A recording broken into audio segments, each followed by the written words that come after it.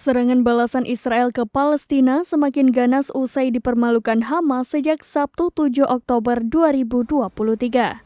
Setelah memblokade total Gaza, kini Israel juga kembali membuat penduduk Gaza menjadi sengsara. Mereka menghancurkan gudang United Nations Relief and Work Agency atau UNRWA yang berisi bantuan kemanusiaan untuk Gaza. Israel melancarkan serangan udara ke sebuah gedung yang berisi perbekalan milik Badan Bantuan dan Pekerjaan PBB untuk pengungsi Palestina di timur dekat UNRWA. Akibat serangan yang terjadi pada Senin 16 Oktober 2023 itu, para pengungsi gagal mendapat bantuan kemanusiaan. Mengutip tribunnews.com, pada Selasa 17 Oktober 2023 dari video yang beredar, tampak gudang UNRWA tersebut luluh lantak. Puing-puing reruntuhan pun tampak berceceran di sekitar lokasi tersebut. Selain itu, kepulan asap tebal juga terlihat membumbung tinggi dari reruntuhan gudang UNRWA.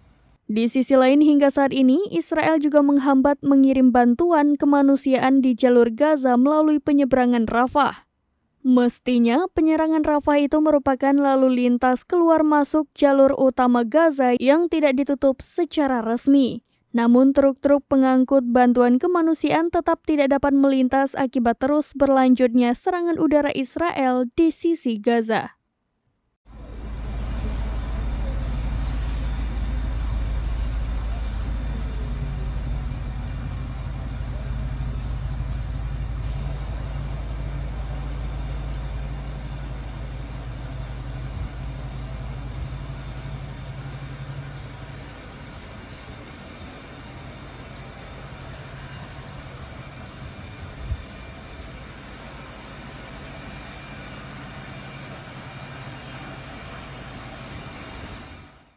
Download Tribun X sekarang, menghadirkan lokal menjadi Indonesia.